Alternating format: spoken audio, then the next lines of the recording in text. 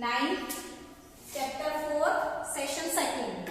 इससे पहले वाले सेशंस में अपन ने रदरफोर्ड के और जे टॉमसन के मॉडल के ऊपर डिस्कशंस किया था। उसमें अपन ने रदरफोर्ड के मॉडल की कमियां देखी थी। रदरफोर्ड के मॉडल की कमी ये बताई गई थी कि इलेक्ट्रॉन जो होते हैं वो निश्चित कक्षा में चक्कर लगाते हैं। चक्कर लगाते लगाते इलेक्ट्रॉन की ऊर्जा में कमी होने से इलेक्ट्रॉन नाभिक के अंदर समाहित क्यों नहीं होता, इस बात के ऊपर चर्चा हमने की थी और रदरफोर्ड इस चीज को समझा नहीं सके थे। रदरफोर्ड की कमी को नील्स बोर ने अपने परमाणु मॉडल के अंदर दूर किया। उन्होंने बताया था कि उनकी कुछ निश्चित अवधारणाएं थी। उन्होंने बताया था कि इलेक्ट्रॉन जो होते हैं वो निश्चित कक्षा में चक्कर लगाते हैं और उस कक्षाओं को उन्होंने विविक्त कक्षा नाम दिया था। दूसरी उनकी अवधारणा थी कि इलेक्ट्रॉन जो है वो इन विविक्त कक्षाओं में चक्कर लगाते हैं परंतु किसी भी प्रकार की ऊर्जा का विकिरण नहीं करते या ऊर्जा का ह्रास नहीं करते। दूसरा उन्होंने बताया था कि जो विविक्त कक्षाएं होती है, एग्जाम्पल देखते हैं अगर अपन कि ये परमाणु का नाभिक है और मैंने जो 3 सर्कल बनाए हैं ये 3 कक्षा को रिप्रेजेंट कर रहे हैं। फर्स्ट वाला सर्कल जो है वो आपकी फर्स्ट कक्षा, ये आपकी सेकंड कक्षा, ये आपकी थर्ड कक्षा को निरूपित कर रहे हैं। जस्ट अपन देखें कि ऊर्जा की हानि क्यों नहीं होती है, तो यदि इलेक्ट्रॉन जो है वो उच्च कक्षा से निम्न कक्षा में जाएगा तो ऊर्जा को क्या करेगा, उत्सर्जित करेगा। हायर क्लासेस से अगर लोअर क्लास में इलेक्ट्रॉन मूव कर रहा है तो इलेक्ट्रॉन जो है वो बाहर ऊर्जा को बाहर निकालेगा। और इसका अगर उल्टा देखें तो लो क्लास से अगर इलेक्ट्रॉन हाई क्लास पे जा रहा है तो ऊर्जा को अवशोषित करेगा। इस प्रकार ऊर्जा का अवशोषण और उत्सर्जन जो होता है वो ऊर्जा के बैलेंस को बनाए रखता है और इलेक्ट्रॉन हमेशा निश्चित विविक्त कक्षाओं में क्या करते हैं, चक्कर लगाते हैं, यानी कि किसी भी प्रकार की ऊर्जा को विकिरित नहीं करते हैं। नेक्स्ट अपन देखें इलेक्ट्रॉन, प्रोटॉन और तीसरा कण अपन पढ़ रहे हैं न्यूट्रॉन, जिसको 1932 में जे चैडविक ने खोजा था।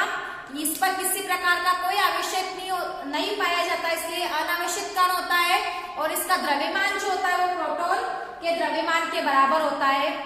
इंपॉर्टेंट बात है कि हाइड्रोजन को छोड़कर बाकी सभी तत्वों में न्यूट्रॉन प्रेजेंट होता है। तो क्वेश्चन आपके ऐसा आ सकता है कि उस तत्व का नाम लिखिए जिसमें न्यूट्रॉन नहीं पाया जाता, तो आप क्या लिखेंगे, हाइड्रोजन लिखेंगे। न्यूट्रॉन का उपयोग कहाँ है, तो यदि हम किसी परमाणु का द्रव्यमान निकालना चाहते हैं तो हमें वहां पर न्यूट्रॉन के द्रव्यमान की आवश्यकता पड़ती है। किसी भी परमाणु का द्रव्यमान जो होता है वो उसकी प्रोटॉन और न्यूट्रॉन के द्रव्यमान के योग को निरूपित करता है। तो अब हमें पता चला है कि किसी भी परमाणु में 3 अवपरमाणु कण पाए जाते हैं, प्रोटॉन, इलेक्ट्रॉन, न्यूट्रॉन। इसमें से प्रोटॉन जो होता है वो पॉजिटिव चार्ज होता है, इलेक्ट्रॉन जो होता है वो ऋण आवेशित यानी कि नेगेटिव चार्ज होता है और न्यूट्रॉन जो होता है वो अनावेशित यानी कि न्यूट्रल होता है। नाभिक के अंदर प्रोटॉन और न्यूट्रॉन दोनों पाए जाते हैं और इलेक्ट्रॉन जो है वो नाभिक के बाहर विविक्त कक्षाओं में चक्कर लगाते हैं। नेक्स्ट अपन देख रहे हैं कि किसी भी विविक्त कक्षा में इलेक्ट्रॉन के फुलफिल होने का क्या क्रम है और कितने इलेक्ट्रॉन किसी एक कक्षा में आ सकते हैं। इसको सबसे पहले बोर और बरी ने बताया था, इसलिए इसको बोर बरी स्किप्स से जाना जाता है। उन्होंने एक सूत्र दिया था, वो सूत्र है आपका 2n²। इसमें n जो है वो कक्ष क्रमांक या विविक्त कक्षा का क्रमांक है या ऑर्बिट नंबर को रिप्रेजेंट करता है। हम यहाँ पर देखेंगे कि पहली कक्षा में, दूसरी कक्षा में, तीसरी कक्षा में किस प्रकार से इलेक्ट्रॉन आ सकते हैं।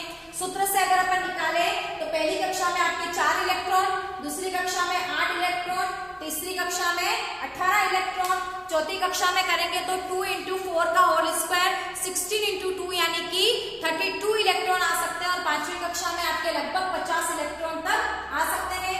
इसके आगे आप डिवाइडेशंस देखेंगे S, P, D, F block, वो आपके हायर क्लासेस में हम हायर क्लासेस में पढ़ेंगे। अभी अपन केवल यही देख रहे हैं कि किसी भी कक्षा में इलेक्ट्रॉन बढ़ने के क्रम का क्या सूत्र है, 2n²।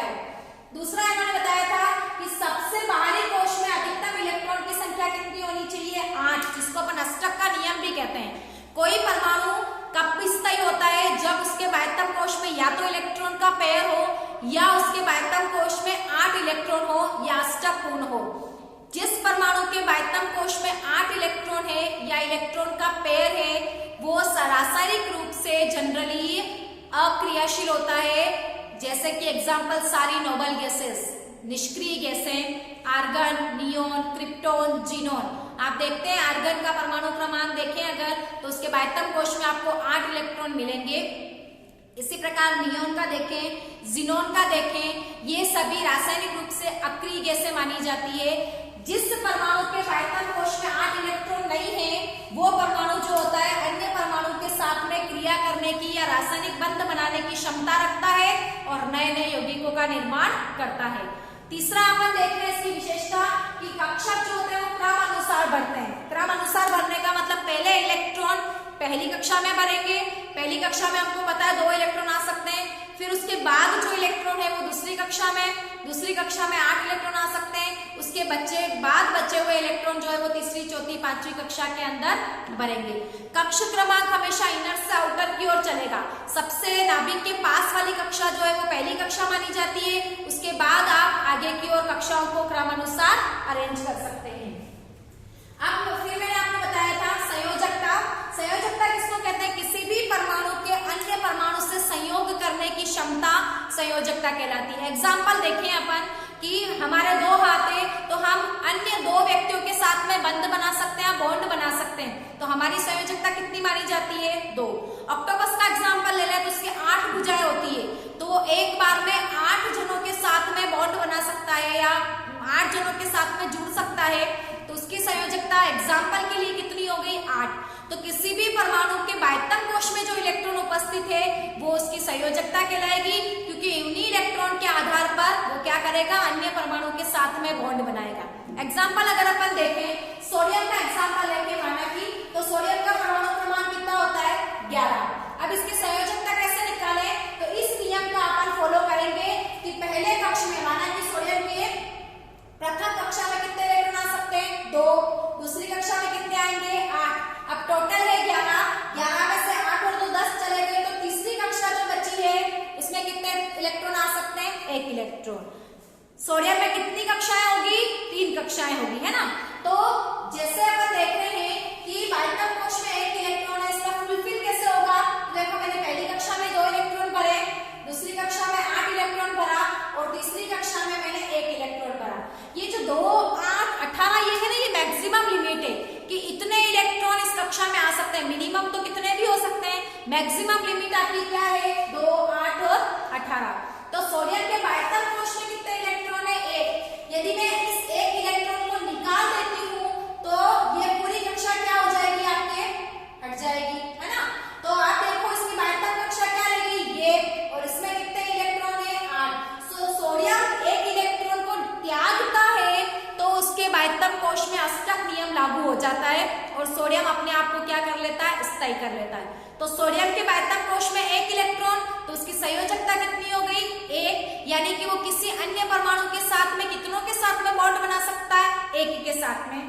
और एग्जाम्पल अगर अपन देखें, ये मैंने सोडियम का निकाला, ऐसे ही अगर अपन क्लोरीन का एग्जाम्पल देखने चाहें कि किस प्रकार से क्लोरीन का अपन संयोजकता निकाले, तो आप देखिए क्लोरीन का परमाणु क्रमांक कितना होता है? 17। पहली कक्षा में 2 इलेक्ट्रॉन, दूसरी कक्षा में 8 इलेक्ट्रॉन, 8 और 2 10। तीसरी कक्षा में कितने इलेक्ट्रॉन आएंगे? 7। इसको अगर अपन फुलफिल करें, ये आपका नाभिक, पहली कक्षा, दूसरी कक्षा, तीसरी कक्षा, इसमें 2 इलेक्ट्रॉन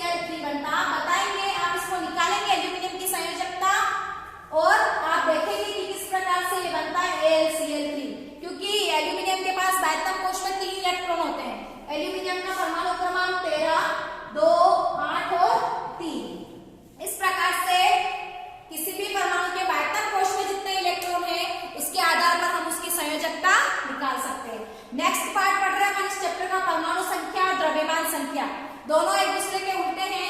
परमाणु संख्या को अपन Z से निरूपित करते हैं। किसी भी नाभिक में उपस्थित प्रोटॉन की संख्या जो होती है उसकी परमाणु संख्या कहलाती है। फॉर एग्जाम्पल हाइड्रोजन में 1 प्रोटॉन है, परमाणु संख्या 1। कार्बन में 6 प्रोटॉन है, परमाणु संख्या 6। नाइट्रोजन में 7 प्रोटॉन है, परमाणु संख्या 7। लेकिन द्रव्यमान संख्या क्या होती है? किसी भी नाभिक में उपस्थित प्रोटॉन प्लस न्यूट्रॉन की संख्याओं का योग। तो आप देखेंगे हाइड्रोजन में न्यूट्रॉन नहीं होता, अतः उसकी द्रव्यमान संख्या कितनी होगी? 1 ही होगी। परंतु कार्बन में 6 प्रोटॉन होते हैं और 6 न्यूट्रॉन होते हैं, तो कार्बन की द्रव्यमान संख्या कितनी हो जाएगी? 12। और कार्बन की परमाणु संख्या कितनी हो जाएगी? 6। आप ऐसे लिखेंगे 6 और 12। हमेशा परमाणु संख्या नीचे लिखी जाती है और द्रव्यमान संख्या ऊपर लिखी जाती है। और एग्जाम्पल आप देखें, एल्यूमिनियम प्रोटॉन 13 होते हैं, न्यूट्रॉन 14 होते हैं, तो एल्यूमिनियम की द्रव्यमान संख्या 27। तो आप ऐसे लिखेंगे 30 27। ठीक है। द्रव्यमान संख्या मैंने आपको अभी बताई, नाभिक में उपस्थित प्रोटॉन और न्यूट्रॉन की संख्याओं का योग। नाइट्रोजन में 7 और 14, 7 इसकी परमाणु संख्या, 14 इसकी द्रव्यमान संख्या। अब अपन पढ़ रहे हैं last part of this chapter, समस्थानिक और समभारिक। समस्थानिक किसको कहते हैं? ऐसे परमाणु या एक ही तत्व के ऐसे परमाणु जिसकी परमाणु संख्या तो समान हो परंतु द्रव्यमान संख्या क्या हो? अलग अलग हो। क्या कहलाता है? समस्थानिक कहलाते हैं। जैसे कि मैंने एग्जांपल बताया, हाइड्रोजन, आपको 3 हाइड्रोजन दिख रहे हैं, तीनों की परमाणु संख्या आपको समान दिख रही है 1 1 1, परंतु द्रव्यमान संख्या अलग अलग दिख रही है 1 2 3। तो ये हाइड्रोजन के 3 समस्थानिक है, प्रोटियम, ड्यूटेरियम और टाइटेनियम। दूसरा एग्जांपल मैंने दे रखा है क्लोरीन का। देखेंगे आप परमाणु संख्या समान है 17 17, परंतु द्रव्यमान संख्या अलग अलग है 35 और 37। अब ऐसे किसी तत्व के परमाणु जिसमें इस प्रकार की द्रव्यमान संख्या हो तो उसका द्रव्यमान क्या माने? उसके लिए हम क्या करेंगे? पहले वो किस अनुपात में उपस्थित है उसके ऊपर डिस्कशंस करेंगे।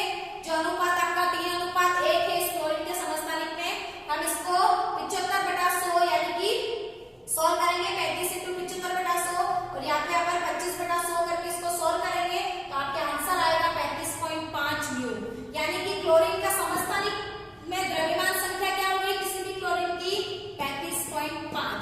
समस्थानिक जो होते हैं, एक ही तत्व के जो समस्थानिक है उनके रासायनिक गुण समान होते हैं परंतु भौतिक गुण क्या हो सकते हैं? अलग अलग हो सकते हैं। समस्थानिकों का उपयोग अगर अपन देखें तो कोबाल्ट जो है वो आपका कैंसर के उपचार में काम आता है। घेंगा या ग्वाइटर रोग के उपचार में आपके आयोडीन का समस्थानिक काम आता है। और यूरेनियम जो है वो आपका परमाणु भट्टी में ईंधन के रूप में कार्य करता है। इसका उल्टा समभारिक, जिनकी द्रव्यमान संख्या तो समान परंतु परमाणु संख्या अलग अलग हो। देखिए आप एग्जांपल, कैल्शियम जिसकी परमाणु संख्या 20 है, आर्गन जिसकी परमाणु संख्या 18 है, लेकिन उनकी द्रव्यमान संख्या क्या है? समान है 40 और 40। तो इसमें भी आपके बोर्ड एग्जाम में अंतर आता है कि समस्थानिक और समभारिक में अंतर एग्जाम्पल सहित करते हुए उपयोग लिखो, तो ये भी हमको आना चाहिए। तो आज के सेशंस में अपन ने नील्स बोर का परमाणु मॉडल, किस प्रकार से बोर और बरी स्कीम्स के बारे में डिस्कशन किया, संयोजकता निकालना, इलेक्ट्रॉन को फुलफिल करने का प्रक्रम, परमाणु संख्या, द्रव्यमान संख्या और समस्थानिक और समभारिक में अंतर देखा। आज के सेशंस में हमारा 4th चैप्टर यहीं पर खत्म होता है। नेक्स्ट सेशन में अपन नए चैप्टर के साथ फिर से मिलेंगे। Thank you.